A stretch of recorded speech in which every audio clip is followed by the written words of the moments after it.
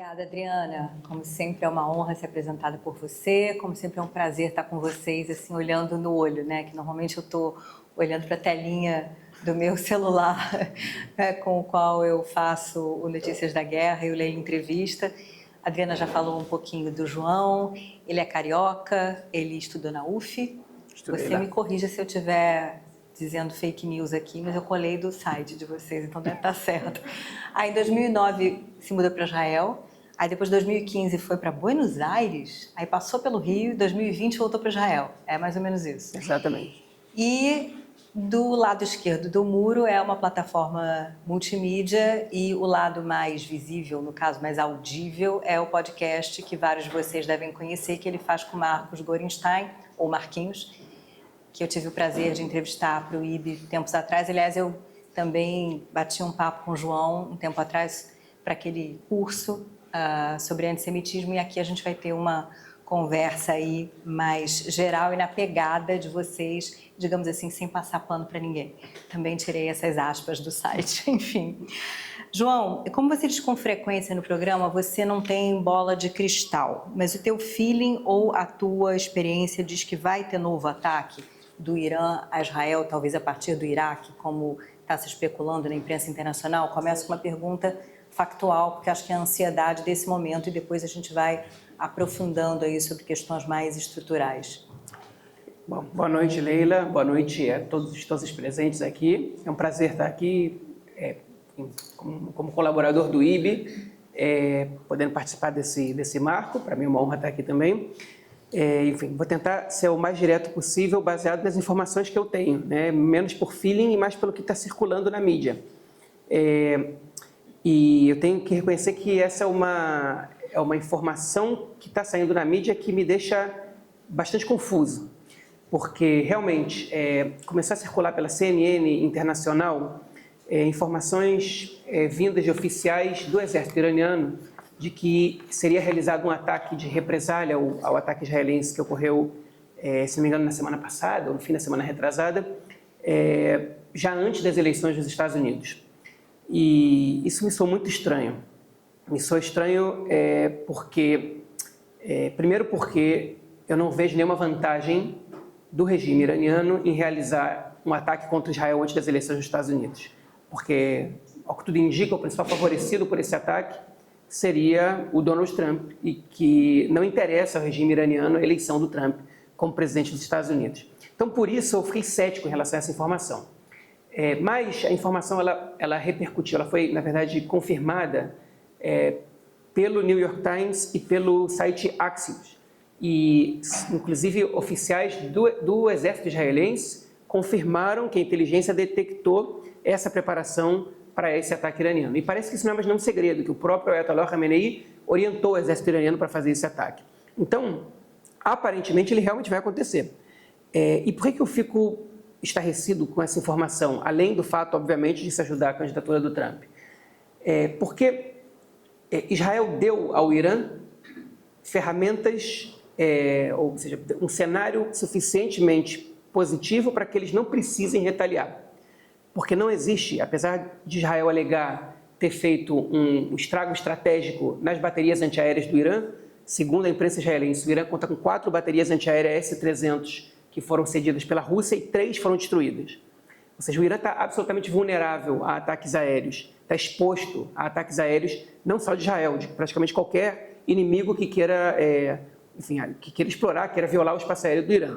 Então, mas Israel teria feito esse ataque, mas a destruição das fábricas de armas e de estruturas militares não foi visivelmente mostrada.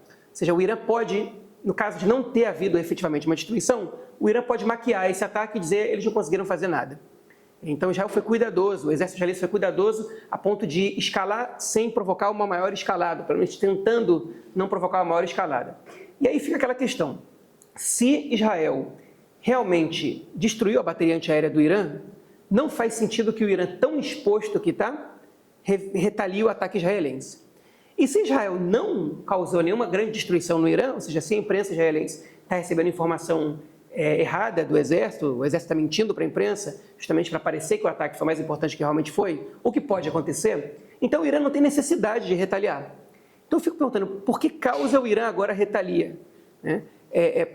Ou seja, para escalar um ataque fraco de Israel, para escalar em cima do ataque fraco que não provoca necessidade de retaliação, ou se o ataque realmente tiver sido forte, o que eles ganham estando tão expostos a uma escalada maior ainda? Mas, enfim, essa é a minha percepção. Eu não sei o que acontece nos quartos fechados, né, nos salões fechados, onde eles tomam essas decisões. Obviamente há outros critérios e outras considerações sendo feitas, porque efetivamente esse ataque parece que vai acontecer até a próxima terça-feira. Bom, não temos bola de cristal e estaremos acompanhando com certeza. Falando em imprensa, você está há algumas semanas já aqui no Brasil. Queria saber da tua percepção sobre a percepção dos brasileiros com que você tem oportunidade de conversar e também da cobertura da imprensa brasileira sobre o que acontece no Oriente Médio.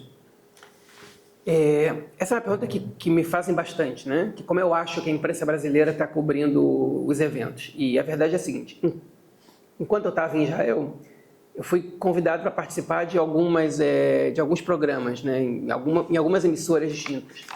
E eu não assisto quase nada, a não ser o tempo de entrevista que eu dou. Eles me colocam no ar 5 minutos antes, eu vejo a introdução pequena sobre o caso que aconteceu e depois eles me fazem as perguntas. Então, eu não tenho acesso ao noticiário brasileiro lá. Inclusive, vou até contar uma história curiosa. No dia do ataque ao Irã, a Globo News entrou em contato comigo, queria uma entrevista comigo o mais rápido possível. Eu avisei que eles tinham que esperar um pouquinho, porque a sirene estava tocando ainda. A gente ficou 1 hora fechado e que assim que as coisas acalmassem, eu ia dar a entrevista. E aí eu botei o fone, entrei num quarto fechado e botei o fone e começou a reprodução dos fatos, né? O repórter no campo, que na verdade não está em Israel, estava em Nova York, mas começar a mostrar através de filmagens de cinegrafistas amadores, e de repente eu começo a escutar a sirene. Eu fico muito preocupado, está tocando a sirene de novo. E aí me dá um estalo, eu penso, não, espera, eu tirei o fone, e eles estavam transmitindo a imagem com o som da sirene tocando, né? E cada vez que eu escutava, porque eles repetiram em loop essa mesma imagem, eu me assustava todas as vezes, mesmo quando você sabe que aquela sirene não é real, que ela está ali. Pois então eu nem consegui prestar atenção na cobertura feita, esse é um caso que eu nem consegui prestar atenção. Mas então lá eu não me sinto muito capaz de avaliar, porque as perguntas que me fazem geralmente são honestas e as pessoas que me entrevistam geralmente me conhecem de uma forma ou de outra, ou pelo menos recebem algum briefing sobre o que eu tenho a dizer, onde eu posso contribuir. Depois que eu cheguei aqui, eu dei o azar, ou a sorte, depende do ponto de vista, da gente estar com as eleições para a prefeitura tomando conta da mídia, e quase não saiu, pelo menos quando eu liguei a televisão ou quando eu abri os sites de notícias brasileiros, quase nada falando sobre o conflito. Agora, eu acho que o que está acontecendo dessa vez é, pelas dimensões da guerra atual, a mídia brasileira está cobrindo muito mais os acontecimentos durante muito mais tempo do que o normal. E eu acho que isso faz com que a mídia tenha que buscar outras vozes. Ela não pode ficar acomodada sempre em cima dos mesmos analistas de sempre, tenha que buscar outras vozes. Enfim, eu fico feliz de ser uma dessas vozes, né? E, enfim, tem muitas outras. E eu acho que, enfim, eu vejo pontos positivos nisso, porque quando você procura outras vozes, especialmente vozes locais, você procura entender a partir do contexto onde as pessoas vivem o confronto, um pouco a perspectiva local. Então, eu não sei avaliar a mídia brasileira em comparação a outras ao redor do mundo, até porque a mídia israelense eu acho que não é parâmetro nesse caso, mas eu acho que em relação à mídia brasileira de antes, eu vejo evolução, uma evolução significativa. Que bom. Falando dos israelenses, então, a gente tem as manifestações semanais pedindo a volta dos reféns, a libertação dos reféns, muita gente pedindo eleições antecipadas, mas, de alguma forma, você vê a população se acostumando ao contexto de guerra, ou guerras, né, no plural, porque, afinal de contas, são vários frontes. Sim, já há meses, na verdade, o que é muito triste constatar, né? Não tenho dúvida que a humanidade ela é capaz de se acostumar a qualquer coisa, né? As pessoas, enfim, a história mostra para a gente diversos exemplos de que se acostumar não significa uma coisa positiva, né? Na maioria das vezes, eu acho. E no caso da guerra atual, a população ela se acostumou totalmente, especialmente quem não vive sob bombardeios, está totalmente acostumada com uma nova realidade. Quem não deixa a sociedade israelense se acostumar plenamente com essa situação e normalizar totalmente são as famílias dos reféns. Essas pessoas lembram a gente todas as semanas, e com um apoio muito grande da sociedade em geral, que a guerra ela está acontecendo e que tem 101 israelenses reféns do Hamas em Gaza e que essa situação não é normal, ela precisa ser encerrada urgentemente. Eu não sei o que aconteceria, como seria a situação se não houvesse 101 reféns na faixa de Gaza hoje, em relação à percepção da população quanto à guerra. Mas esse é realmente o fato que nos mostra praticamente diariamente que a guerra está acontecendo. É óbvio que quando o Irã ataca, a população de Tel Aviv, que desde janeiro já está bem tranquila, lembra também que está acontecendo uma guerra. Mas isso é muito entre aspas, porque ainda que a gente tenha normalizado a guerra, essa normalização ela tem custos, ela cobra um preço. Porque em Tel Aviv, que é uma cidade que é tida como um pouco alienada dos problemas de Israel e etc., tem uma população muito jovem. Então, Tel Aviv tem um percentual de pessoas servindo o exército como reservistas muito acima da média, justamente por conta da idade da população. Então, a gente disse, as pessoas se acostumaram, os cafés em Tel Aviv estão cheios e parece que não tem guerra, mais ou menos, né? Parece que não tem guerra comparado a dezembro do ano passado, mas comparado a agosto do ano passado, tem muita gente pagando um preço muito alto, e aí, nesse caso, não só as famílias dos reféns.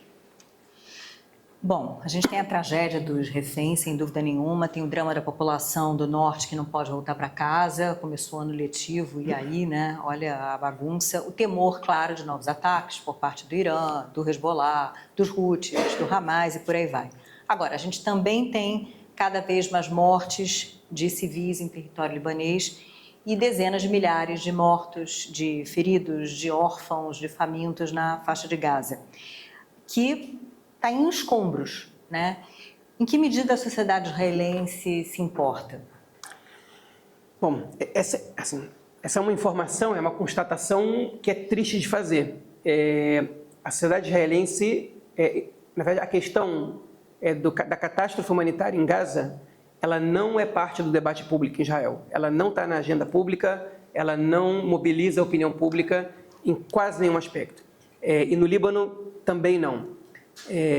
Isso se deve a uma série de fatores. Eu acho que alguns deles, eu não diria legítimos, mas eu diria naturais, e outros que são, que nem tanto, que são absolutamente imorais, né? Por exemplo, é evidente que um país em guerra, durante a guerra, a população local ela não costuma ter muita empatia em relação à população do outro lado, né? Do inimigo, no caso. Eu não tenho nenhum estudo sobre isso, mas eu apostaria muito dinheiro que a população da Ucrânia não tem muita empatia pela população russa e vice-versa. E a gente também sabe que a população palestina e a população libanesa, desde antes da escalada entre Israel e Hezbollah, também não tinha empatia em relação à população israelense. Pelo contrário, 78% da população libanesa, numa pesquisa que saiu em novembro do ano passado, apoiou a ação do Hamas no 7 de outubro. Mas, por outro lado, quando perguntavam para essa mesma população quem era a favor de que o Hezbollah entrasse em guerra com Israel, aí esse número caía para menos de 30%. Ou seja, eles apoiam de longe porque eles não gostam da população israelense, eles têm uma oposição muito grande a Israel. Por outro lado, eles não querem pagar o preço por isso, né? Mas, enfim, então, essa é a causa que eu acho que ela não é legítima, mas ela é natural. E é uma constatação infeliz de populações em guerra, né? Populações em guerra, em estado de barbárie, não vão ter empatia pelo outro lado. Óbvio que há exceções, mas acho que a grande maioria não. E aí a gente pode passar para a parte que é um pouco menos aceitável, né? Eu acho que a imprensa, ela tem um papel, a mídia em específico, ela tem um papel muito importante na construção dessa ausência total de empatia.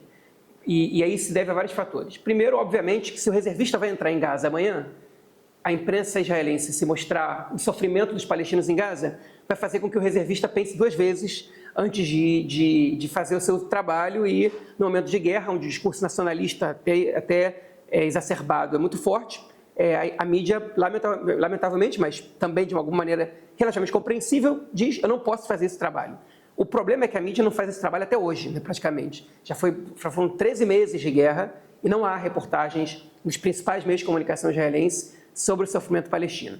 Com algumas exceções, né? Por exemplo, o Haaretz tem uma repórter, inclusive, árabe-israelense que está fazendo a cobertura. A única exceção é o jornal Haaretz, que é um jornal impresso e digital, mas a mídia televisiva, a mídia radiofônica não tem nada de cobertura sobre o que acontece na faixa de Gaza. Quando eu digo nada, é nada. Quando se mostra o que acontece na faixa de Gaza, em geral, populações em Gaza que são contrárias ao Hamas, porque eles gostam de transmitir que, olha só, está funcionando a guerra, as pessoas estão se voltando contra o Hamas, ou a população palestina que cooperou com o Hamas para poder legitimar que, se há mortos civis, eles também foram parte do 7 de outubro, eles mostram o sofrimento como a falência da UNRWA, que é a agência da ONU dos refugiados palestinos, etc. Eu acho que a terceira razão é a razão empresarial e financeira. A mídia, ela tem, enfim, é formada por empresas privadas, né, que têm como objetivo lucro. E eles precisam de anunciantes. E o anunciante, ele não vai botar o seu dinheiro numa reportagem que tem pouca audiência. E a mídia não quer irritar a população. Então, se a mídia começa a deixar a população irritada, mostrando que os soldados, que são os filhos das pessoas, ou os pais, ou os maridos, ou quem seja, estão indo para Gaza e estão causando uma destruição total e causando uma catástrofe humanitária, as pessoas vão trocar de canal. Então, a gente tem essas razões principalmente. E aí, o último fato, eu falei da mídia, falei da guerra, das questões naturais da guerra, da falta de empatia, mas acho que o último fato é a construção de uma narrativa de muitos anos em Israel, e que ela é praticamente um consenso no país, de que o que acontece de ruim em Gaza é culpa do Hamas. E essa narrativa, ela tem razão em partes. O Hamas, efetivamente, gastou o dinheiro que o Qatar enviou para eles para construir túneis, para se armar e para preparar suas tropas para o 7 de outubro e para confrontos com Israel. O Hamas submeteu a população palestina a situações de conflito sem perguntar se era o que essa população queria. E o Hamas usa a população palestina de escudo humano. Eu acho que a plateia que está aqui provavelmente sabe disso, nem todo mundo sabe disso, nem todo mundo aceita essa informação, mas essa informação ela é um fato. E realmente eles tinham depósitos de explosivos embaixo de hospitais, ou de pátios de hospitais e de escolas, e se escondiam e transformavam instituições civis em bases militares. Isso tudo é verdade. No entanto, isso não quer dizer que isso transforma em aceitável qualquer ação israelense ali. Mas a população israelense ela te responde de imediato. Isso é responsabilidade do Hamas, porque essa é a narrativa que é passada para a população, e eu acho que, de verdade, de fato, a assessoria jurídica do Exército e do governo acreditam nisso, porque é assim que Israel se defende nos tribunais internacionais. Por exemplo, a lei de guerra, o que ela diz, o Direito Internacional Humanitário, você não pode transformar um lugar protegido numa base militar. Ele perde o status de lugar protegido. Então, um hospital, você não pode atacar um hospital. Mas, porque ele é um lugar protegido, ali tem doentes, ele tem civis, tem pessoas que você não pode atacar. No entanto, isso é no site da Cruz Vermelha, vocês podem procurar e está traduzido para português também. No entanto, se esse lugar for usado como base militar, ele perde o status de lugar protegido. Agora, isso não quer dizer que daí para você concluir que um avião pode explodir, pode detonar o pátio de um hospital, botando em risco as vidas de 30, 40, 50 ou 200 pessoas, é uma conclusão que é uma interpretação.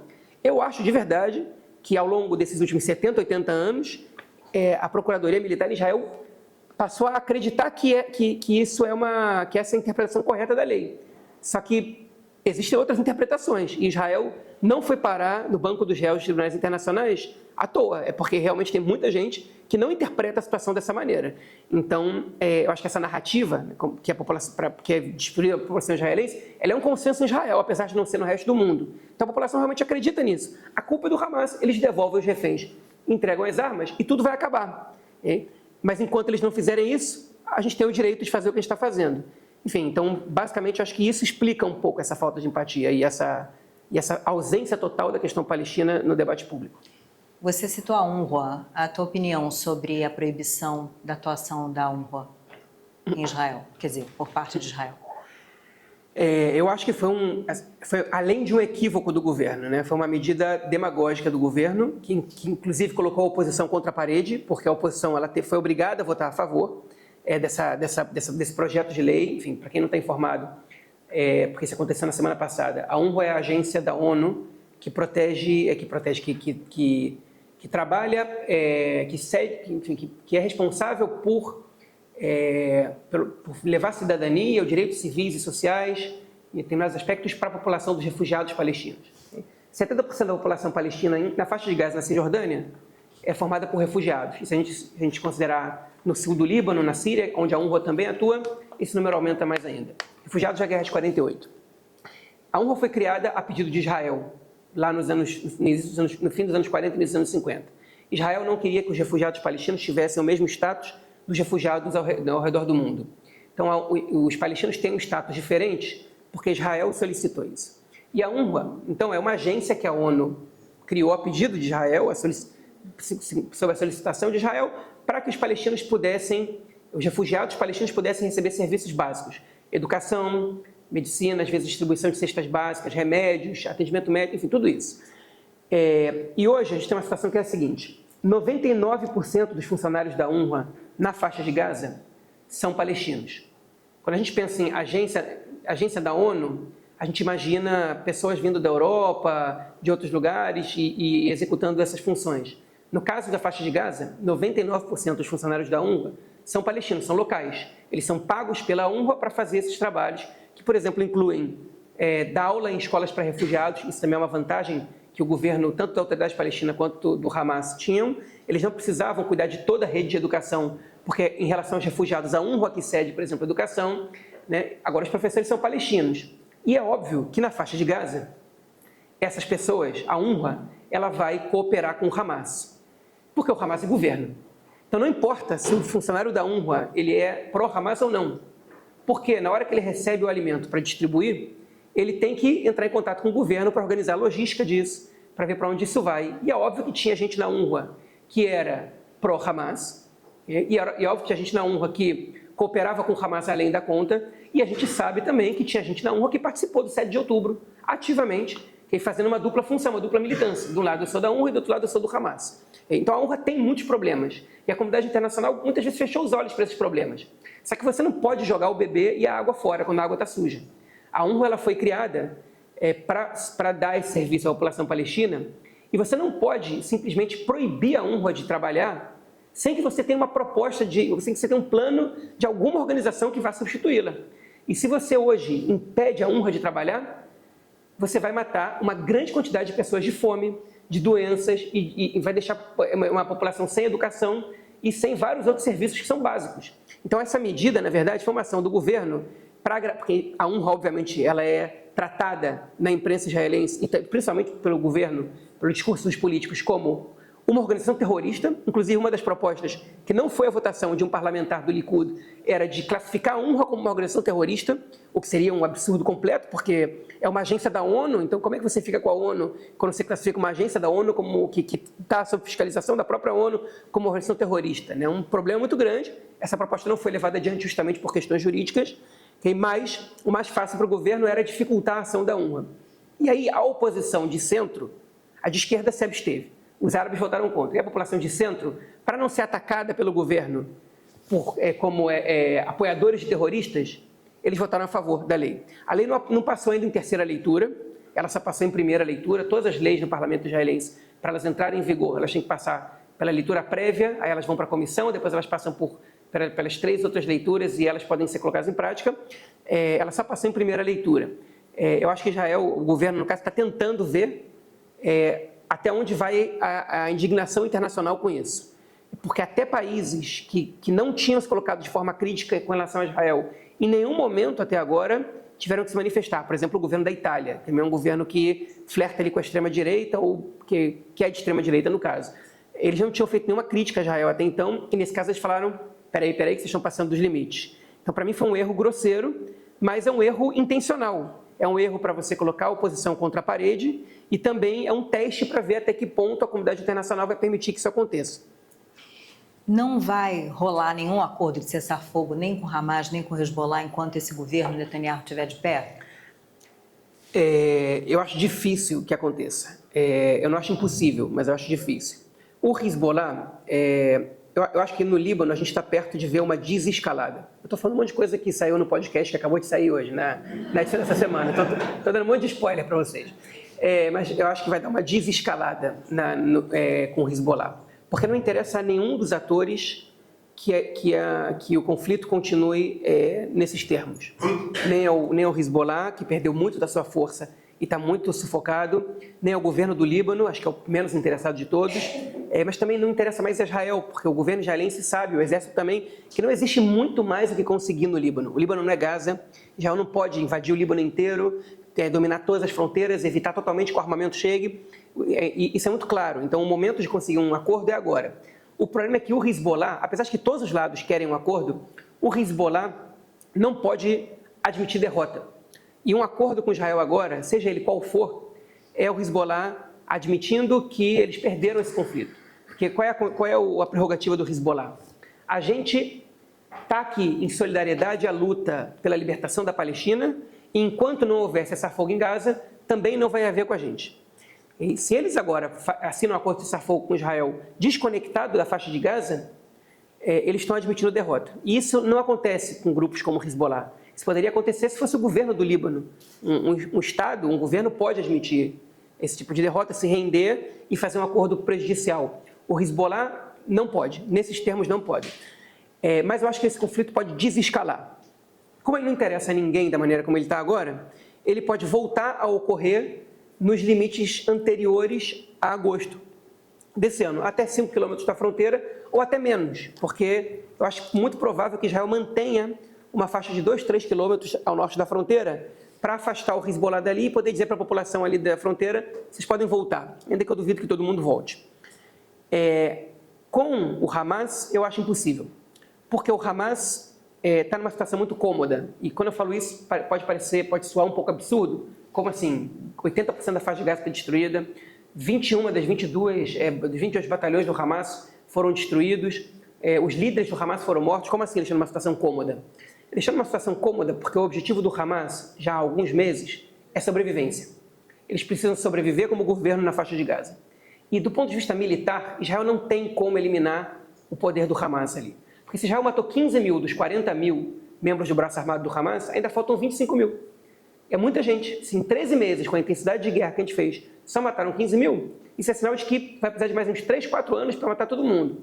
E o Hamas ainda tem um exército de outros 10 mil reservistas que não foram convocados, e o Hamas tem mais de 100 mil membros do braço político ali dentro da faixa de Gaza que estão atuando e que eles são governo ainda lá.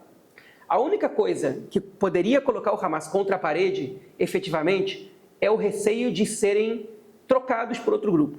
E isso o governo Netanyahu não pode fazer. Eu não diria nem que o Netanyahu não quer fazer. Talvez ele pessoalmente queira, mas ele não pode fazer. Se ele faz isso, o governo dele acaba amanhã.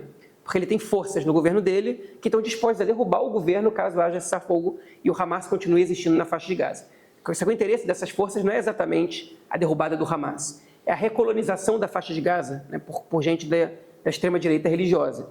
Então, eu não acredito num cessar-fogo na faixa de Gaza em breve. O Hamas tem uma arma muito poderosa nas mãos deles, que são 101 reféns, e eles não vão liberar os reféns até que eles consigam o que eles querem, que é a retirada total de Israel da faixa de Gaza. E o Netanyahu não vai dar isso para o Hamas. Ele não parece, aparentemente, ou está muito claro, ele não se importa com os reféns, eles não estão longe de ser a prioridade dele, porque ele precisa se manter no poder.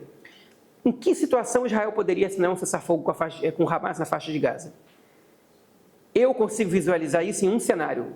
Tem vários cenários que a gente não conhece, né? A gente tem, se não houvesse a surpresa, a história seria chata. É legal porque a gente tem situações que a gente não espera por elas. Eu consigo visualizar uma, que é a eleição do Trump como presidente dos Estados Unidos.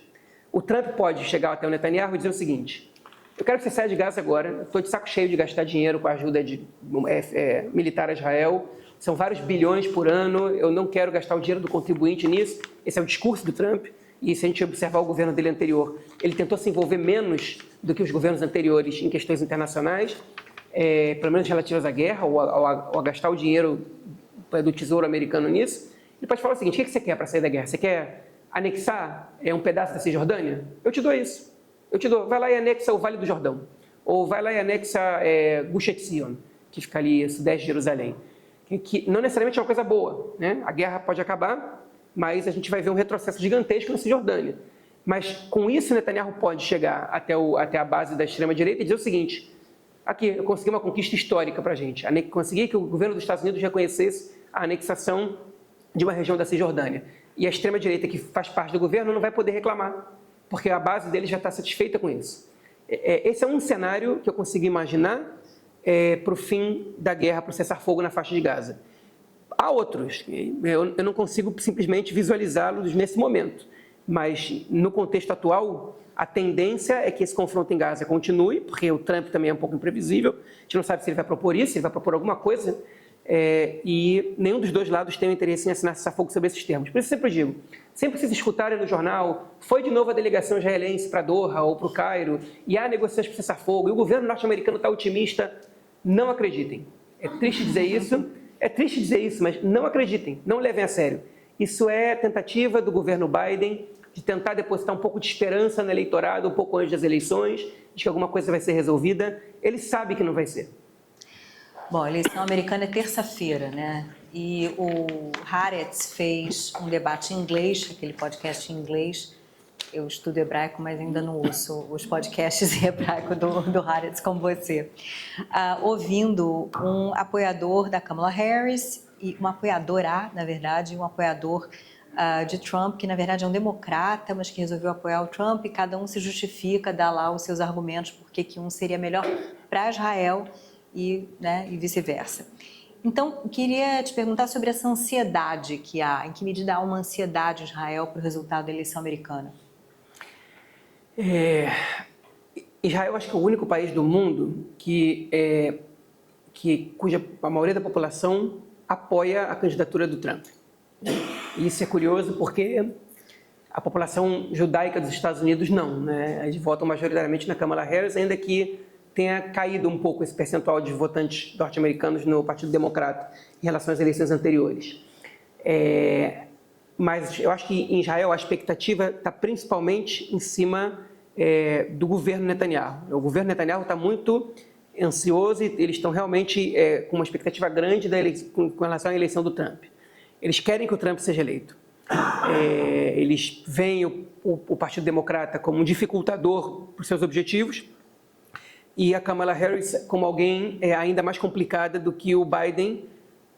Vamos falar entre nós aqui, o Biden não dificultou muito a vida do governo israelense. Ele fez pressão aqui e ali, mas ficou, do ponto de vista prático, ficou na retórica a pressão do Biden. Uma vez ou outra ele atrasou o envio de armamento, uma vez ele não vetou uma declaração, uma resolução do Conselho de Segurança da ONU, que no fim das contas, na prática, não resultou em nada. Mas eles estão muito ansiosos porque o Trump ele representa um apoio a essa base. Só para ter uma ideia, uma das principais doadoras do Trump se chama Miriam Adelson. Ela é esposa do Sheldon Adelson, que faleceu há uns 3, 4 anos, que era, enfim, um dos maiores apoiadores do Netanyahu, ainda que ele seja estadunidense. Ele era um grande apoiador do Netanyahu. Ele criou o jornal Israel Hayom, que é o jornal bibista, é um jornal pró-Netanyahu. Quando ele morreu, a Miriam Adelson assumiu o jornal e ela um pouco cortou. O jornal continua sendo um jornal de direita, mas ele não é tão pró-Netanyahu. Ela cobra do Netanyahu ações mais à direita. E ela doou muito dinheiro para a campanha do Trump, colocando como contrapartida que ele acelere a anexação dos territórios da Cisjordânia. Agora, dinheiro não tem carimbo, né? Ela doou, o Trump depois faz o que ele quiser. Ainda mais ele que, enfim, se ele respeitar o jogo democrático, que é uma incerteza, mas enfim, se ele quiser respeitar o jogo democrático, ele não vai se candidatar mais nenhuma vez. Mas pode ser que ele queira agradar a sua doadora e a sua base evangélica, né? Porque os judeus não votam no Trump, mas os evangélicos votam. O canal 14, que é o canal pró-Netanyahu, pró-extrema-direita Israel também, ele fez uma matéria, obviamente que eu não assisti isso, eu estava aqui no Brasil e também não assistiria se estivesse em Israel, mas alguém tirou uma foto da tela, né, aquela captura de tela, e eles estavam debatendo a eleição dos Estados Unidos e a frase embaixo era o seguinte: preocupação com a possível eleição da apoiadora de terrorismo Kamala Harris à presidência dos Estados Unidos. Então, essa é a narrativa dos grupos pró-Netanyahu, né? Eles estão realmente ansiosos em relação a isso. A oposição não está tanto, porque o principal problema, eles têm consciência, o principal problema em Israel é o governo israelense, né? Tanto o Trump como a Kamala Harris, eles não vão fazer diferença caso o governo... Não há uma grande diferença em relação a Israel caso o governo Netanyahu caia. Mas se ele segue, aí sim a gente pode ver uma mudança nessa configuração. De qualquer forma, o Trump, acho que muita gente o vê, ou pelo menos esse apoiador dele, defendia que, olha, ele vai querer levar adiante os acordos de Abraão, vai ser mais provável que ele consiga efetivamente obter a normalização de relações entre a Arábia Saudita e Israel, mas aí a contrapartida teria que ser uma retomada de negociação para a criação do Estado palestino. Exatamente, porque essa era uma das bandeiras do Trump e é um dos sonhos do Netanyahu. Ele quer apresentar isso como a sua maior conquista. O Netanyahu, se a gente olha bem ao longo da história, todos os primeiros ministros de Israel, eles têm algum acontecimento grande que eles apresentam como o legado deles ou acontecimento que marcam o seu mandato. E o Netanyahu, ele foi o primeiro-ministro que ficou mais tempo no poder em Israel, e o grande feito do Netanyahu aconteceu nos últimos anos do seu governo, que foram os acordos de Abraão, e que foi orquestrado pelo governo dos Estados Unidos, não foi feito por ele exatamente. Ele não tem uma grande realização, uma guerra que Israel seja o vencedor, ou uma grande reforma que tenha sido feita. Ele não tem nada disso que ele possa apresentar como legado. Agora ele tem o 7 de outubro. Hoje os livros de história seriam escritos como o primeiro-ministro que permitiu que aquilo acontecesse. Então ele está obcecado por essa normalização com a Arábia Saudita. E no caso da Arábia Saudita a gente pode falar em acordos de paz, porque Israel tem formalmente um estado de guerra com a Arábia Saudita desde 48. Mas o Netanyahu se transformou numa figura absolutamente execrável no mundo árabe. Nenhum líder do mundo árabe quer tirar uma foto com o Netanyahu, ninguém quer cooperar com ele, todo mundo sumiu porque ele representa, para o mundo árabe, o assassino de palestinos. Então, o Egito se afastou de Israel, os Emirados Árabes se afastaram, todos os países árabes se afastaram, e o Irã está aproveitando esse vácuo. Para os Estados Unidos isso é muito negativo. E a Arábia Saudita, por mais que o desejo do Mohammed bin Salman, que é o príncipe da Arábia Saudita, o príncipe herdeiro, seja uma normalização com Israel para se fortalecer no grupo dos países do Golfo, ele sabe que a opinião pública da Arábia Saudita e do mundo árabe inteiro, e ele como país líder do mundo árabe, pelo menos assim, a Arábia Saudita, isso é o que a Arábia Saudita almeja ser, sabe que ele não pode correr esse risco de perder essa posição que ele tem. Ele não pode entrar num acordo com o Netanyahu nesse momento. Então, o Trump pode dizer o que ele quiser, eu duvido que ele consiga convencer qualquer país árabe hoje em dia a estreitar laços com Israel que seja, pelo menos enquanto o Netanyahu for o primeiro-ministro. João, o Amos Oz, nas palestras que estão reunidas no livro Como Curar um Fanático, ele disse e repetiu que o grande problema do mundo são os fanáticos, nas palavras dele, que acreditam que qualquer fim justifica os meios por oposição, aí citando novamente, ao resto de nós que acredita que a vida é um fim, não um meio. Há fanáticos demais no atual governo de Israel e há fanáticos demais no Oriente Médio de modo geral? Se sim, é possível curar esses fanáticos? E caso não seja, como é que se neutralizam como é que a gente neutraliza esses fanáticos? Sim, a resposta é sim. Há fanáticos demais no governo israelense, há fanáticos demais no Oriente Médio, mas eu acredito que a maioria da população, em todos os países do mundo, ela só quer viver bem, só quer voltar para casa em paz, só quer poder criar seus filhos com segurança, poder botar comida na mesa, ter um pouco de conforto. Eu acho que esse é o desejo da grande maioria das pessoas em qualquer lugar do mundo. Então, eu acho que os fanáticos, eles podem ser muitos, mas eles não são a maioria. E mesmo os que apoiam, ideologias extremistas, muitas vezes eles não vivem isso, não estão dispostos a realizar os atos mais abomináveis. Mas sim, a gente tem uma grande quantidade de fanáticos. Eu acho que você citou o Amos Oz, eu vou citar o Elie Wiesel, né? O Elie Wiesel dizia que o contrário se não me engano é o Elie Wiesel, pode ser que eu esteja equivocado agora, mas que o contrário do ódio não é o amor, é a indiferença.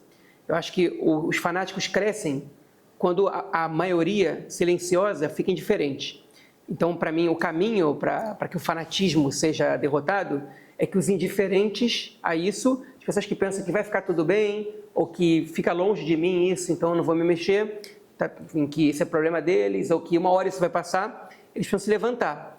E aí eu acho que a gente está vendo um problema no mundo de maneira geral, e não só no Oriente Médio, porque a gente está falando fanáticos, mas a gente podia estar falando podia estar usando outra terminologia. A gente está vendo um crescimento dos grupos antidemocráticos, especialmente da extrema-direita, mas não somente, no mundo inteiro agora. E por que eles estão crescendo tanto?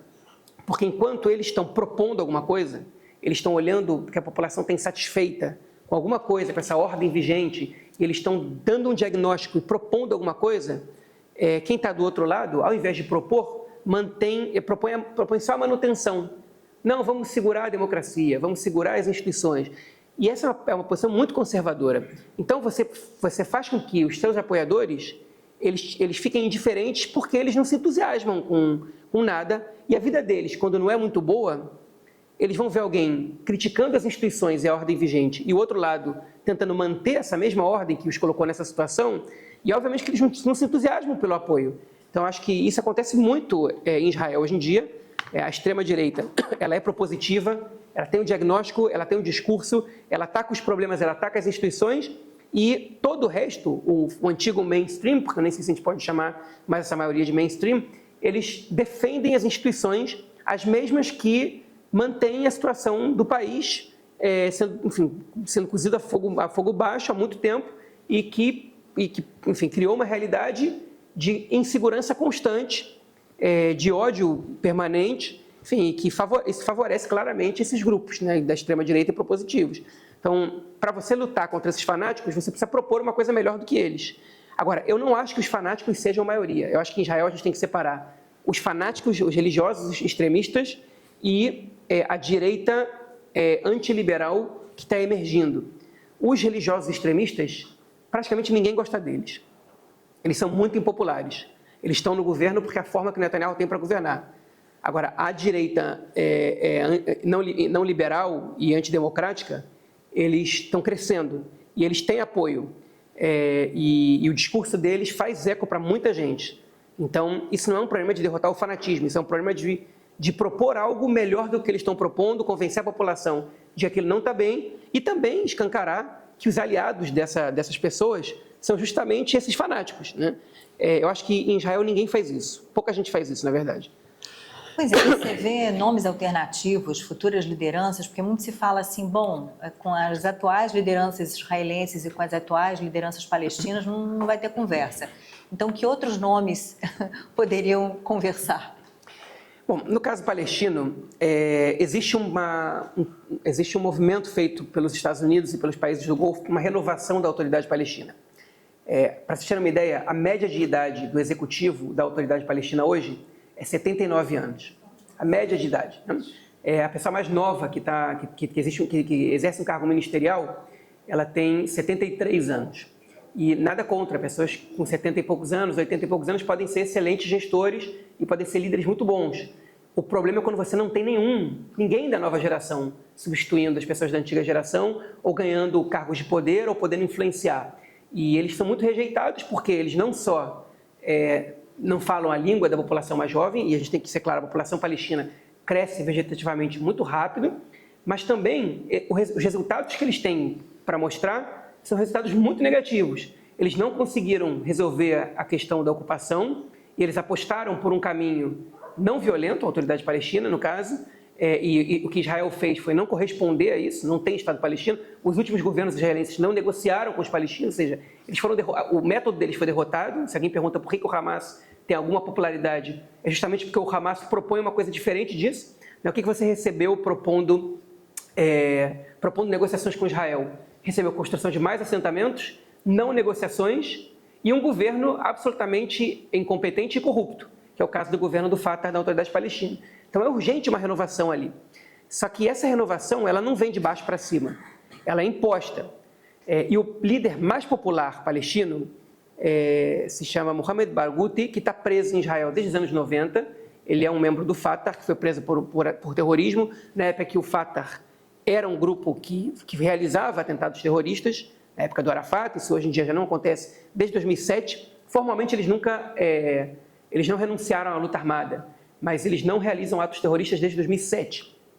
Você vê ações de boicote, às vezes, muito raramente, explosão a uma estrada, sem nenhum carro passando, destruição de uma torre de eletricidade, mas efetivamente a autoridade palestina ela coopera do ponto de vista da segurança com o governo israelense, até para evitar o crescimento do Hamas, porque são os adversários deles. Uma matéria do Maariv mostrou em 2019, se não me engano, que 40% dos atentados que são evitados todo ano em Israel são evitados com a informação da inteligência da autoridade palestina, que eles estão passando para a inteligência israelense. Então, a gente não pode discutir isso. Eles não são apoiadores do terrorismo hoje, mas eles são um governo ineficaz e que não trouxe nenhum resultado para a sociedade palestina.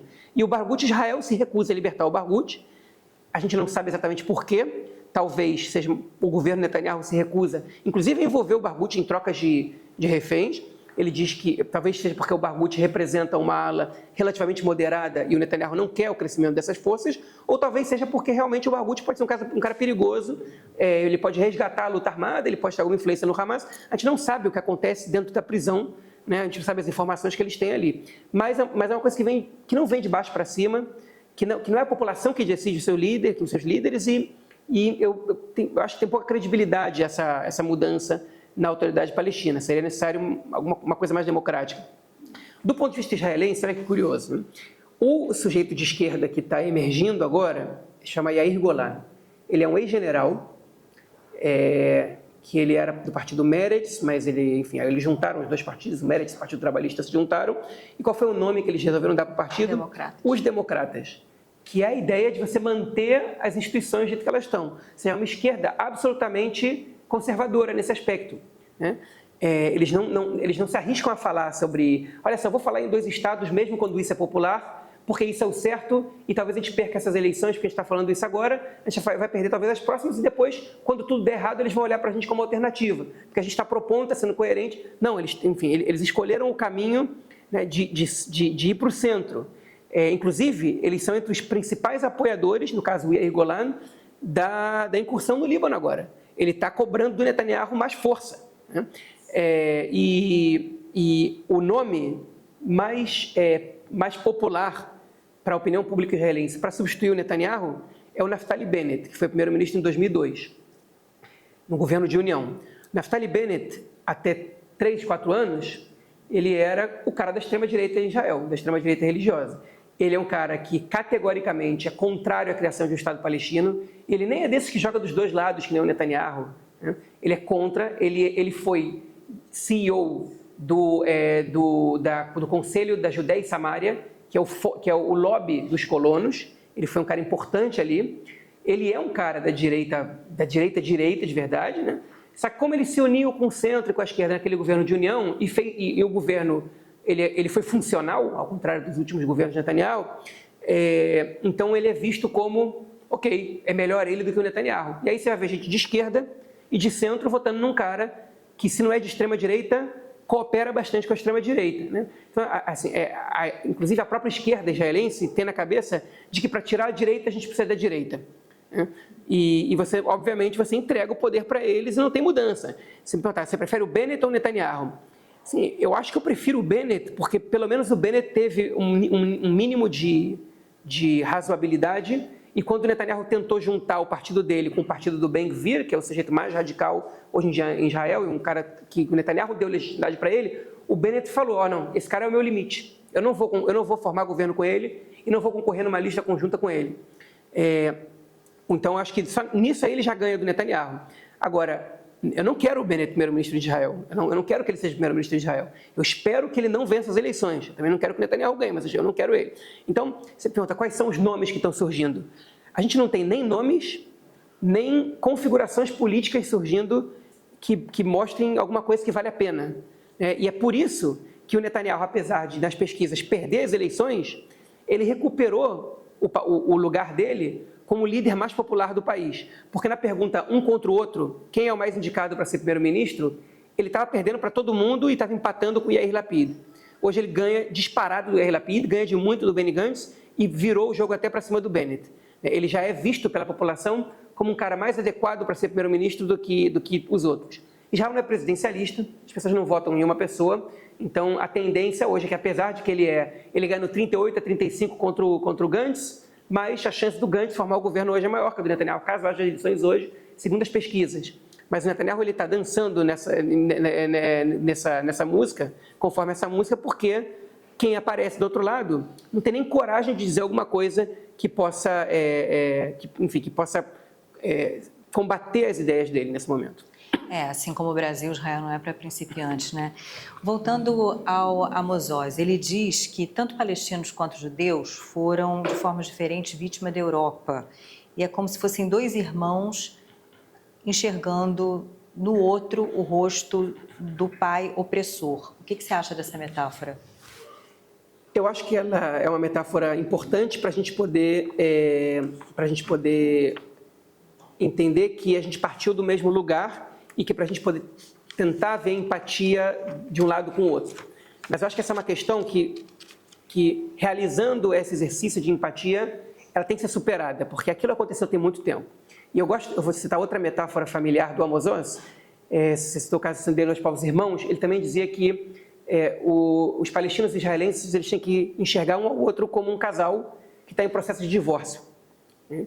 Que o divórcio não acaba bem, ninguém acaba feliz da vida um com o outro e tudo maravilha. O divórcio ele estremece a relação, mas se é um divórcio feito de maneira consensual, adulta enfim, madura, você pode estabelecer uma relação cordial e no futuro até uma relação de amizade.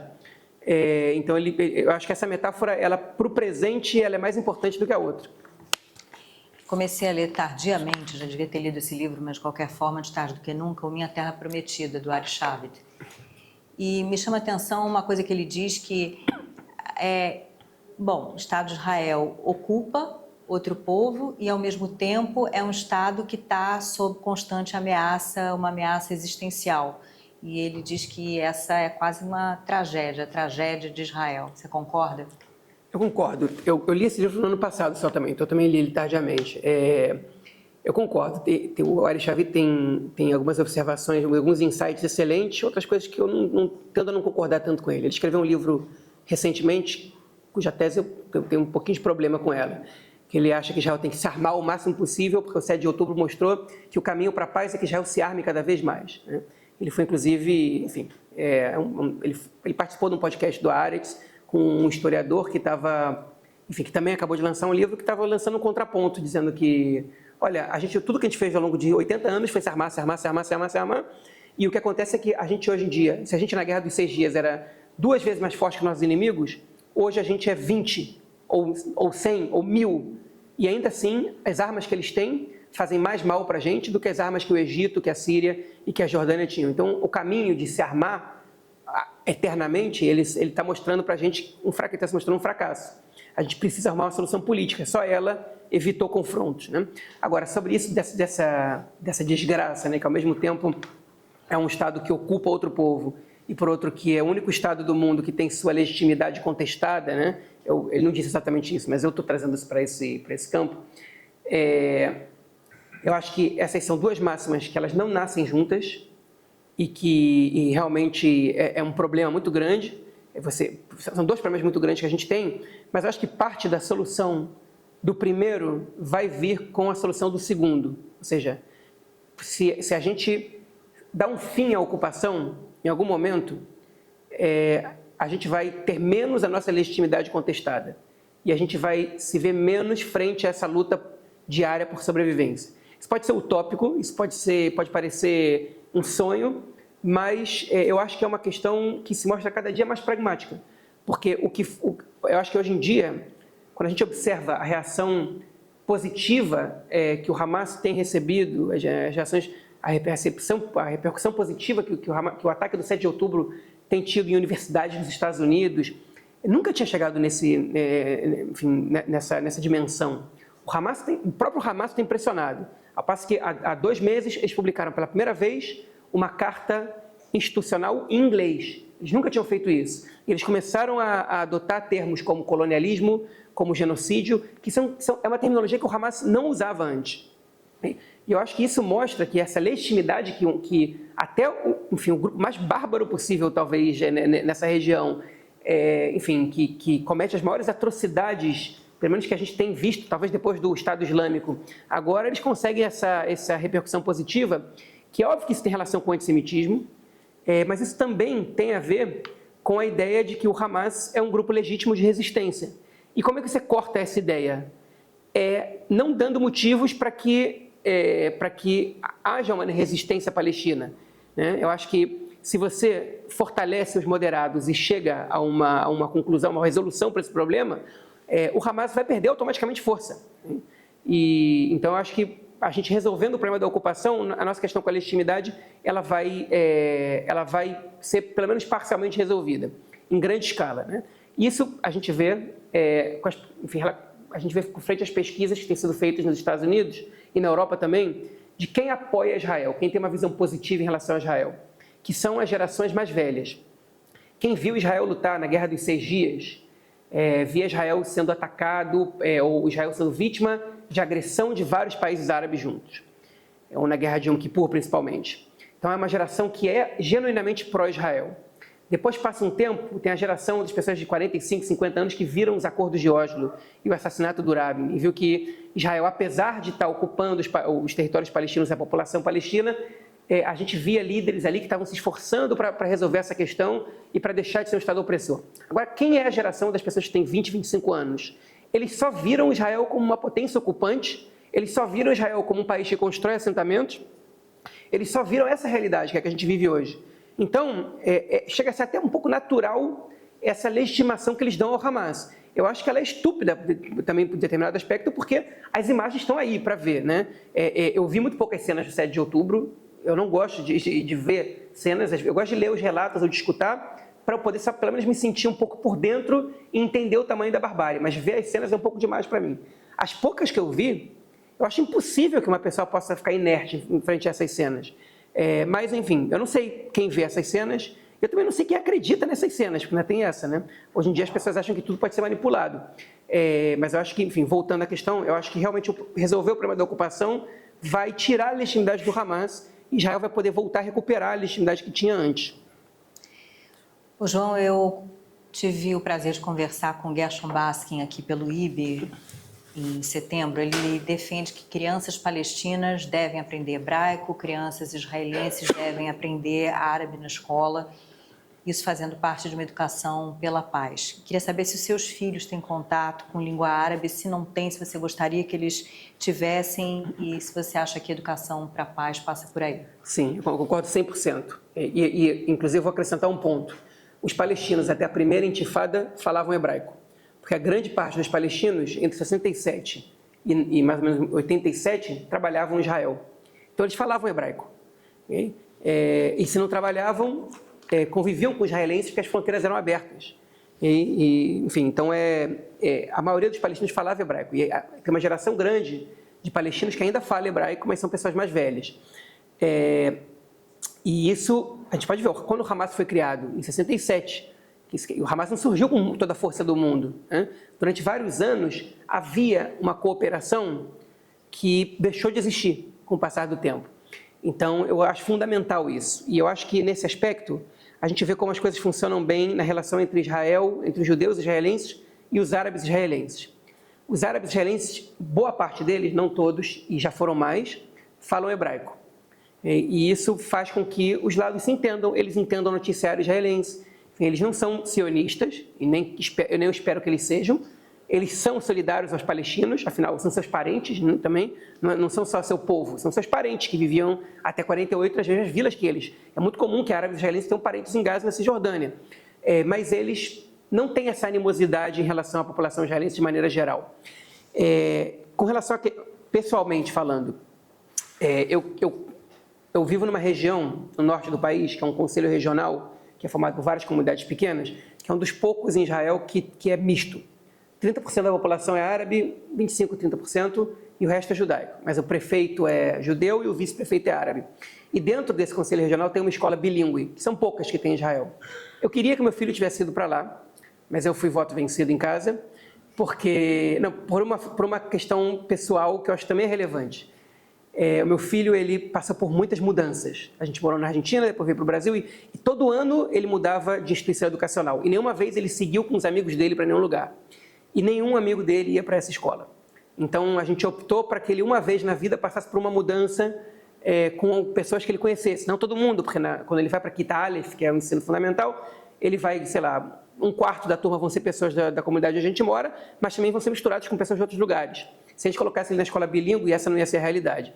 Eu espero que ele possa ter um bom ensino de árabe na escola que ele estuda agora. Agora, eu hoje, comecei no final do ano passado a trabalhar numa organização que chama Efshar Aheret, que em português seria É Possível Diferente. É possível que seja diferente, né? Que é uma organização que promove diálogo entre alunos judeus e árabes na educação pública israelense. Então, o meu trabalho é ir nas escolas e preparar os alunos para esse encontro e promover o encontro entre as turmas. E eu estou em sala de aula de turmas judaicas, de escolas judaicas e escolas árabes. E a experiência é muito legal, eu gosto muito. Eu não posso dizer que ela resolve os problemas, não resolve, são só 7 encontros. Então, você não tem como acabar com todos os preconceitos do mundo em 7 encontros, muito menos ensinar o idioma do outro. E eu comecei a estudar árabe depois disso. Um pouco velho para isso, nessa idade a gente não aprende tão bem idiomas, mas eu espero... aprendendo hebraico, você está jogando uma caixa de água fria aqui. Mas enfim, mas eu estou tentando também, porque eu quero pelo menos conseguir entender o que os alunos falam na língua deles, sem ter um tradutor do meu lado, uma tradutora, que é a realidade que eu tenho hoje, e eu quero também poder soltar algumas palavras e falar algumas frases, né? Eu acho importante isso. E que eles me escutem na língua deles, porque isso é uma mostra de respeito. E a minha esposa, ela trabalhou durante alguns anos em grupos de diálogo, em um grupo alemão, na verdade, chamado Árvore da Vida, que levava comissões israelenses e palestinas, e sérvias e bósnias para a Alemanha e promovia o diálogo entre esses grupos, né? E por mais que os palestinos falassem hebraico, boa parte deles, e os sérvios e os bósnios também, muitas vezes falassem um idioma do outro, todo o programa era em inglês, para que ninguém falasse a língua do outro, para que ninguém fosse forçado a falar a língua natural do outro, principalmente no caso entre Israel e palestinos, porque é muito mais comum que palestinos falem hebraico do que o contrário, para que os palestinos não sejam obrigados a falar a língua da potência ocupadora, né? Porque isso já coloca eles numa situação de submissão e de desvantagem.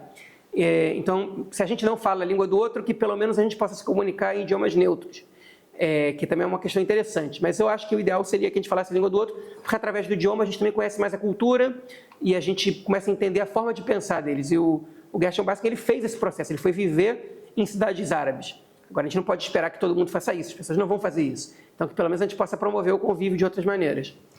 Para a gente encerrar, você morou em Israel de 2009 a 2015, saiu, voltou em 2020. Hoje, você considera sair novamente ou continua sendo o país em que você quer que os seus filhos cresçam e em que você venha ter netos e por aí vai?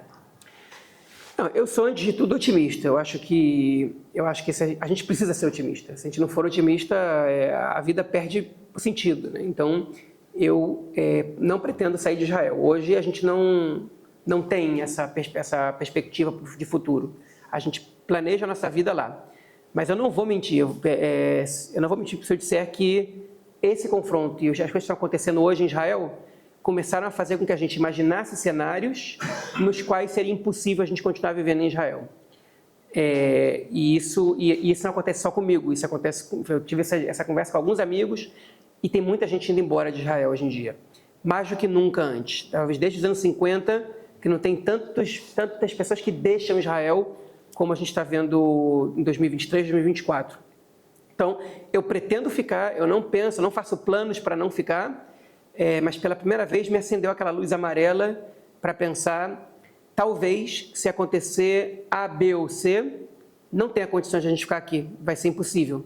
Eu espero que a gente não chegue nisso, eu espero que a gente não chegue nem perto disso.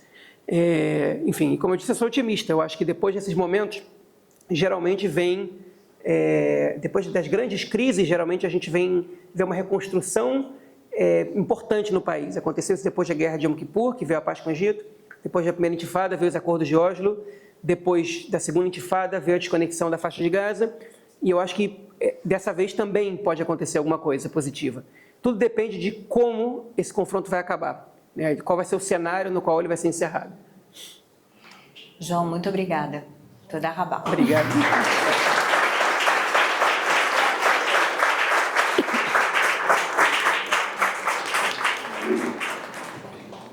Adriana, eu não sei o que você imaginou, já dado o adiantado da hora, e não sei se as pessoas têm expectativa também de repente fazer perguntas, se o João está cansado, qual é a situação? De repente a gente estabelece um número assim, não muito grande, para não... Poucas perguntas, então 3, tá bom. Então a primeira aqui, outra ali, então já temos 3, pronto, já temos 1, 2, 3. Ok, bom, acho que dá para ouvir, né? Sim. Ok. Você falaram sobre a questão da mídia, do mainstream media, né? Como é que é o papel da lógica dos algoritmos das redes sociais em Israel, exatamente no sentido de promover essa visão negativa, né? Isso tem uma importância lá? Sim, Você está no Twitter. Sim, não. As redes sociais estão... Não, mas eu sigo muitos jornalistas, principalmente intelectuais israelenses, no Twitter e em outras redes também. O algoritmo funciona igual em todos os lugares, né? E o algoritmo do Twitter funciona igual no Twitter em português ou em hebraico. Pois é, enfim. Agora é o seguinte, o Twitter, obviamente, é o antigo Twitter, né? X, não sei. É o antigo, ele é o principal meio, é a principal rede social para debates políticos, né, que existe no mundo. Ainda que ele tenha muito menos usuários, ele é muito forte nessa questão. Então, os debates, eles efetivamente acontecem ali. O que eu acho, assim, o que o Twitter traz de diferente, e o Twitter e as outras redes também, o Instagram também, mas um pouco mais o Twitter, um pouco mais, é a possibilidade de que o israelense ele conviva com visões no resto do mundo, né? Porque a imagem que ele não vê de Gaza no jornal, na televisão, ele pode se deparar com ela no Twitter. Até porque o Twitter dificilmente bota filtro. Então, às vezes você vê a imagem que você não quer ver, né? Que você não pediu para ver e que você poderia e que você evitaria ver, mas ele não te pergunta. O Instagram bloqueia muito mais, por exemplo. Então, essa é uma perspectiva que muda um pouco as coisas. Mas assim, eu acho que ele tem pouca capacidade de mudar a narrativa. Ainda que essas imagens apareçam, a resposta vai ser a mesma. Vai ser culpa do Hamas. Não, a minha sensação é exatamente o contrário, que reforça a narrativa. Eu não sei, essa também... O Twitter, ele é formado por bolhas. Pois é, são bolhas. As pessoas seguem as pessoas que elas gostam e bloqueiam as que elas não gostam. E quando se encontram em determinados perfis, é porque um lado foi só xingar os que não concordam com ele e o outro foi elogiar. Enfim, então, lamentavelmente, as redes sociais não têm contribuído muito para o debate. Mas elas contribuem para a informação, porque tem gente nas redes sociais que publica informação. E eu acho que é importante. Quando eu não tenho tempo, por exemplo, de ver o jornal televisivo, que acontece na maior parte das vezes, eu vou até o Twitter, entro na página do canal de televisão e eles destacam os principais trechos. E aí, se eu acho alguma coisa muito interessante, que eu quero ver a matéria inteira, eu entro no jornal e vejo. Eu acho que para esse papel ele tem. Agora, uma coisa interessante que tem as redes sociais, e especialmente a imprensa estrangeira, só vou comentar uma coisa que eu acho curiosa aqui. Em Israel existe uma coisa que chama censura militar. Desde 48. Qualquer informação que possa comprometer a segurança nacional, que um jornalista vai publicar, ou que uma pessoa pública vai trazer ao público, ela tem que passar pela censura militar. E eles podem proibir a publicação dessa informação. Está acontecendo agora isso em Israel, essa semana, um caso super cabeludo, que a gente não sabe exatamente o que aconteceu. Sabe que aconteceu alguma coisa, que a informação vazou, e tem alguém no governo Netanyahu que vazou informação sem poder, e tem gente que foi presa, a gente não sabe quem foi preso, a gente não sabe nada disso, porque a censura militar só liberou que a gente saiba até o que a gente sabe até agora. Muitas vezes a imprensa israelense, o que ela faz? Eles querem que essa informação saia, não só a imprensa, políticos também fazem isso. Eles querem que isso saia, mas sabem que a censura militar vetou. Aí eles procuram um jornalista estrangeiro, passam a informação para eles, eles publicam em outro país e a imprensa em Israel pode repercutir a publicação. O New York Times disse tal e tal e tal coisa, né? E aí assim funciona. E aí, por que as redes sociais são importantes? Porque, às vezes, a censura militar evita até que a imprensa local repercuta isso. Mas nas redes sociais não tem como evitar. Sidney. João, eu me lembro, quando criança, que eu via meu pai e outras pessoas, judeus em geral, darem dinheiro para criar o Estado de Israel.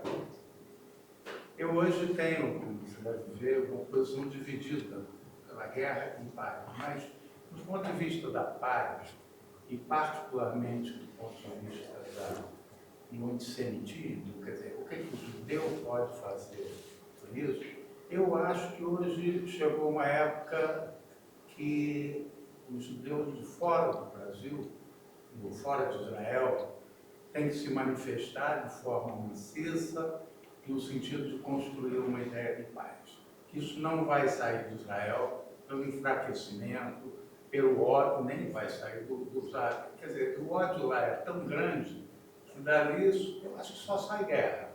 Ou do ódio, ou do pensamento militar, seja qual for a perspectiva. Então, eu sinto falta de alguma coisa que desequilibre esse sistema. Aí já não tem nada a ver com guerra, tem a ver com paz, e paz, evidentemente, com uma desocupação dos Estados e com um reconhecimento de Israel. Em suma, eu fico achando que o papel dos judeus aliás, é absolutamente fundamental. Embora não, e eu não estou pensando numa coisa como faz agora, alguma coisa, eu não sei, eu tenho ideias, mas não importa isso. Mas eu acho que é uma coisa que pode desequilibrar isso. O que a gente viu, na realidade, foram aqueles movimentos nos Estados Unidos, Palestina, Telmar, uma coisa, que não era uma coisa meio confusa, nem traduzia nada. Em suma, eu queria saber o que você acha disso, você acha que tem alguma perspectiva, porque isso ficou na minha memória, né? O Estado existe porque os judeus do mundo inteiro se mobilizaram. E você pode acreditar, sim, você pode acreditar que agora também, agora a partir do 7 de outubro, as doações para Israel, elas se multiplicaram, tá? Eu sei disso porque eu conheço pessoas que trabalham no Keren Hayasod, que no Brasil é o fundo comunitário, que as doações se multiplicaram depois do 7 de outubro aqui em todo o mundo. E, por exemplo, eu tenho uma amiga que trabalha no Museu Judaico de São Paulo e ela falou que esse ano está muito difícil para eles, porque boa parte dos doadores judeus não estão doando para organizações comunitárias porque destinaram os recursos para Israel agora. Então isso ainda existe e Israel sabe disso. Não à toa eles mandam shlichim, emissários para o fundo comunitário e para o Keren Kayemet para arrecadar dinheiro sempre. Mas a importância dos judeus da diáspora não pode ser resumida só a uma importância financeira. Eu acho que isso é fundamental. E eu acho que a população judaica ao redor do mundo, ela aceitou muito essa situação de que Israel é lá, a gente está aqui, e a gente ajuda e não se mete muito. E isso, nos Estados Unidos é um pouco maior a tentativa de influência, né? Mas eu acho que essa desconexão, na prática, ela fez com que o Estado de Israel se sentisse muito confortável em entender que as doações vão acontecer sempre, ainda que hoje em dia Israel precisa muito menos de doações do que precisava há 40, 50, 60 anos, mas hoje em dia eles se sentem muito menos, como se diz isso, enfim, eles têm muito menos medo, vamos dizer assim, que essas doações acabem, e por outro lado eles estão acostumados com a situação que os judeus da diáspora estão no seu canto quietos. Isso está mudando, isso está mudando para um lado muito ruim.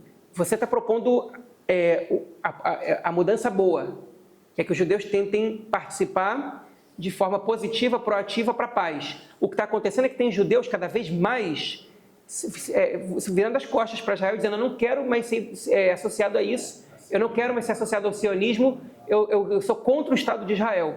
E para mim, isso é uma catástrofe para o sionismo, de maneira geral. Deixa eu completar só um pouco. Eu fui educado, eu não conhecia nada disso, das atrocidades da Cisjordânia, ou mesmo da Nakba. Então, a minha ideia era muito de um humanismo judaico. Então, quando eu falo disso, e tendo em vista, agora todos os judeus estão preocupados com antissemitismo no mundo inteiro, né? Eu falo no sentido de resgatar isso, mostrar que ele existe e dar alguma voz. Né? Sim, de acordo. Eu tinha um monte de perguntas. Primeiro, obrigado, Leila. Tinha 500 perguntas para fazer, mas vou fazer uma só de algo que você não comentou, e que eu acho que vale a pena você comentar. Sobre se, com essa situação toda, a reforma judicial ganha ou perde força, se ela vai continuar ou não, e qual a situação, como é que a situação econômica de Israel hoje está impactando a continuidade do governo e a reação da sociedade. Porque, em algum momento, a guerra tem que impactar a economia.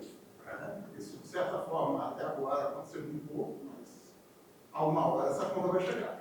Ué, já está chegando. Você quer complementar? Uhum. Tem um aspecto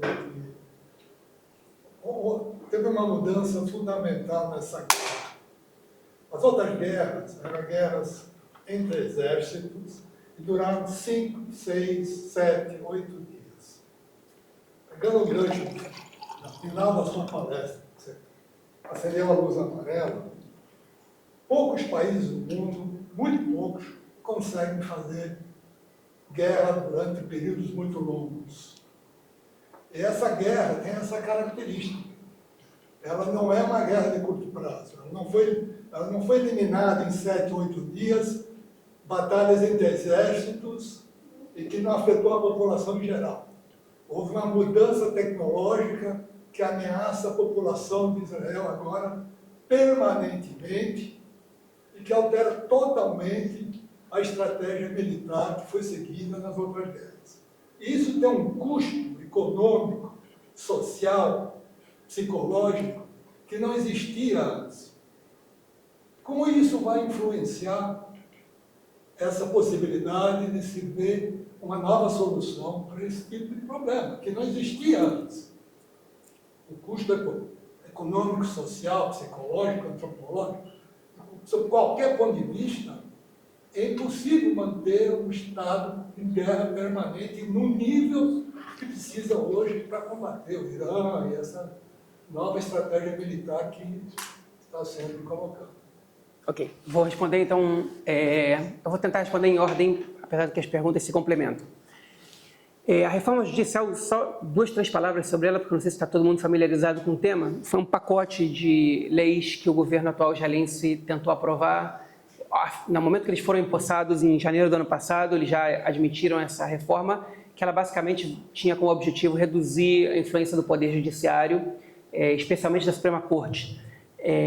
E ela gerou grandes manifestações, fez com que o governo rapidamente virasse impopular, perdesse muita popularidade, enfim, o país já estava dividido, ele começou a ter um apoio minoritário, e o governo parou com as leis, parou de tentar aprovar as leis quando a guerra começou. E agora o parlamento voltou do recesso e eles colocaram em votação algumas leis que não são as leis originais da reforma, ou seja, elas não propõem mudanças estruturais no sistema judiciário em Israel, mas elas propõem a passagem de enfim, um aumento do poder legislativo e principalmente do poder executivo e uma diminuição do poder judiciário em alguns aspectos específicos.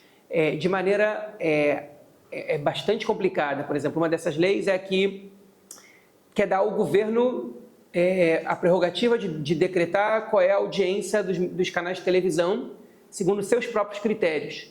E isso afeta, por exemplo, o investimento que esses canais recebem por propaganda. Isso pode fazer com que emissoras percam o investimento público e privado. Em relação a isso, isso pode fazer com que, enfim, o governo esconda também o rating, né, porque ele também tem essa prerrogativa caso essa lei passe. E essa é uma coisa que parece pequena, mas foram várias leis nesse aspecto que foram colocadas de uma vez só em votação no momento que o parlamento voltou do recesso. Que é bastante preocupante, porque mostra que o governo voltou, agora com 68 parlamentares, com muita vontade de colocar, enfim, de fazer algumas mudanças bem prejudicais para a democracia israelense. Em relação à economia, a gente ainda não está sentindo muito claro isso no bolso. Tá? Óbvio que alguns setores estão, o turismo está muito prejudicado, a inflação em Israel mais do que antes, a inflação é um problema macroeconômico, o mundo inteiro está passando por esse problema, até porque os juros nos Estados Unidos estão altos, mas em Israel a inflação está acima da média, acima do que, enfim, Israel viveu viveu 10 anos com inflação estável, às vezes até deflação, então isso está passando pela primeira vez agora, mas o desemprego ainda continua baixo e a maioria das pessoas vive parecido com o que vivia antes da guerra. Mas, e eu vou botar um mais bastante importante aqui, a nota de Israel nas agências de crédito internacional despencou nas principais agências, ainda está, por exemplo, na Moody's, ainda está na frente da do Brasil. O Brasil está comemorando que chegou a quase o nível de investimento. Israel está um nível acima. Só que Israel tinha nota máxima em todas as agências. Era um país que se recomendava investimento. E Israel não é um país com uma população de 200 milhões de pessoas que nem o Brasil, ou que tem commodities, ou que a produção ela é variada, Israel é um país que precisa de investimento, principalmente para a área da alta tecnologia, que é o que carrega a economia nas costas.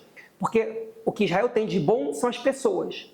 Okay? E se não tem investimento, as pessoas que promovem o desenvolvimento tecnológico e que trazem as grandes inovações, elas vão embora.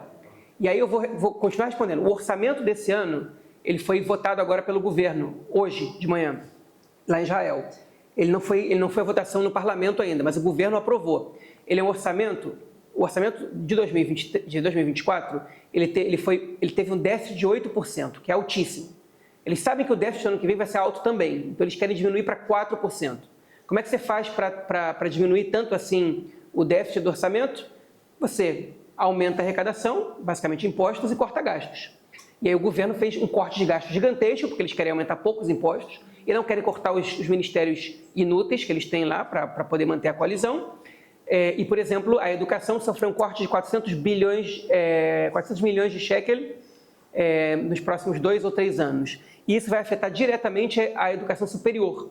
Ou seja, os cérebros que são formados todos os anos, eles vão sofrer um impacto em relação a isso, e a tendência é que as pessoas queiram sair de Israel ou que as empresas investam menos no país por causa da situação econômica que a médio prazo pode chegar. Esse é um dos fatores, né? E tem outras várias preocupações. E o último ponto é o seguinte, em relação a essa questão da guerra, que prejudica a economia e prejudica vários outros fatores. É verdade, essa é uma guerra diferente, também é uma guerra que ela não é existencial. Ninguém acha que o Hamas vai destruir o Estado de Israel, o Hezbollah, pelo que a gente está vendo, também não. E o Irã pode colocar Israel numa situação mais complicada, mas não tem capacidade hoje para derrotar Israel numa guerra direta entre os dois países, embora ninguém queira isso, porque o preço que se paga por isso é muito alto. Agora, o fato é que o preço que Israel paga é o preço da ocupação. Porque se manter num estado de guerra constante, a gente está vivendo um estado de 1 ano de guerra agora, mas o estado de que a qualquer momento a gente pode ver foguetes caindo sobre regiões civis é uma situação que existe há mais de 20 anos. E sem contar os atentados à homem-bomba, que são inclusive anteriores. Então, o preço que a gente paga é o preço da ocupação, não é o preço dessa guerra agora.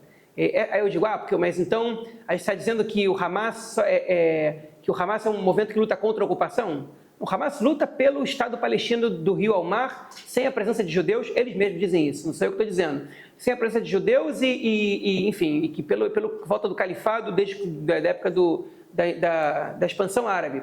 Mas o Hamas, outra vez, ele ganha força no momento que tem ocupação. Se não tem ocupação, não precisa de resistência. Se não precisa de resistência, menos palestinos tendem a apoiar a luta do Hamas. Então, eu acho que o caminho para isso, aí que eu discordo do Ari Shavit.